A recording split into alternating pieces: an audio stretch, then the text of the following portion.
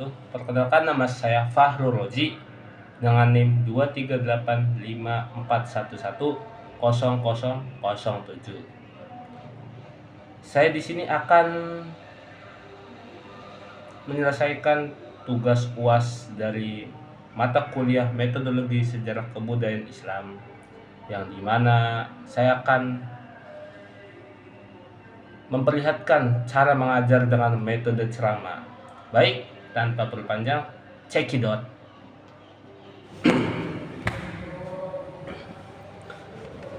Assalamualaikum warahmatullahi wabarakatuh. Alhamdulillahirrahmanirrahim. Wabihi nasta'inu ala umuri dini wa din. Wassalatu wassalamu ala asyrafil anbiya wal mursalin wa ala alihi washabihi ajma'in.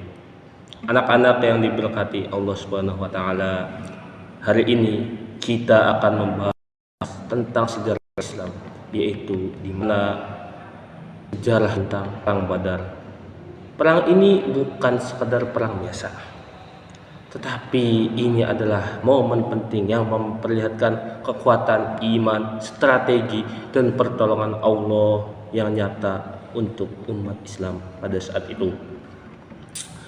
Perang Badar terjadi pada tanggal 17 Ramadan tahun kedua Hijriah, yang dimana perang itu terjadi di tempat Badar, sekitar 120 km dari Madinah.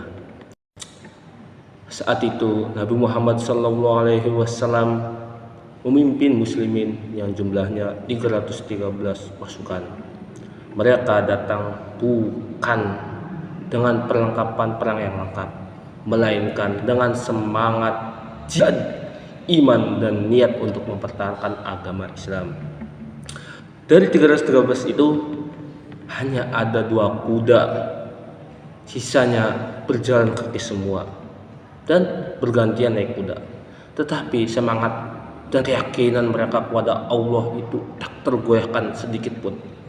Sementara itu musuh dari kaum Quraisy itu berjumlah lebih dari 1000 orang, lengkap dengan perlengkapan baju perangnya, dengan kuda, senjata, baju zirahnya, dan pemimpin-pemimpin tangguh seperti Abu Jahal, Utbah bin Rabi'ah, dan Syaibah. Secara jumlah dan kekuatan militer, kaum muslimin kalah telak. Namun di sini letak pelajaran pentingnya. Jumlah bukanlah penentu akan kemenangan, tetapi iman dan keberpihakannya Allah adalah kunci utama. Nabi Muhammad SAW tak hanya menyiapkan taktik, tetapi juga bermunajat kepada Allah SWT. Beliau memohon, "Ya Allah, jika pasukan ini binasa, tidak ada lagi yang menyembahmu di muka bumi ini." Dan Allah pun menurunkan wahyu dalam surat Al-Anfal ayat 9. "Ingatlah ketika kamu memohon pertolongan kepada Tuhanmu, lalu Dia mengabulkan permohonanmu. Sesungguhnya Aku mendatangkan bala bantuan dengan 1000 malaikat yang datang berturut-turut." Quran surat Al-Anfal ayat 9. Dan malaikat pun turun membantu kaum muslimin. Dalam peperangan ini diriwayatkan, disebutkan beberapa sahabat bahkan melihat sosok misterius yang berpakaian putih menghantam musuh dengan kekuatan luar biasa. Akhirnya kemenangan berada di tangan muslim. 70 musuh tewas, termasuk tokoh kafir utama yang tadi saya sebutkan, Abu Jahal, dan 70 lainnya ditawan.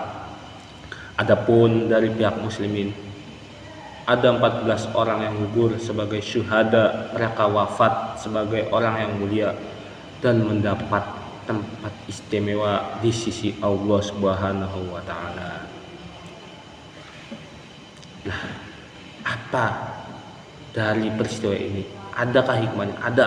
Yang pertama, kemenangan bukan karena kekuatan, tetapi karena keteguhan iman dan pertolongan Allah. Dan yang kedua, Allah menunjukkan bahwa sekalipun kita sedikit, asal kita benar dan bersabar, maka kemenangan bisa kita raih.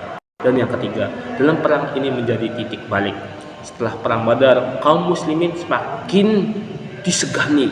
Islam tak lagi dianggap lemah pada saat itu. Bahkan banyak orang Makkah dan kabilah lain mulai membuka hati terhadap Islam karena melihat keajaiban dan kebenaran ajarannya. Anak-anak sekalian, perang Badar bukan hanya kisah heroik masa lalu, tetapi sumber pelajaran hidup tentang keberanian, doa kebersamaan, dan tawakal. Mari kita teladani semangat para sahabat dalam belajar, berjuang, dan menjalani hidup. Jangan hanya bergantung pada kekuatan sendiri, tapi libatkanlah Allah SWT dalam hal segala apapun itu, setiap langkah dan apapun yang kalian lakukan. Semoga kita termasuk orang-orang yang selalu mengingat sejarah ini sebagai inspiratif untuk menjadi pribadi yang kuat iman, jujur, dan berani membela kebenaran. Cukup sekian. Wabillahi taufiq wal hidayah. Wassalamualaikum warahmatullahi wabarakatuh.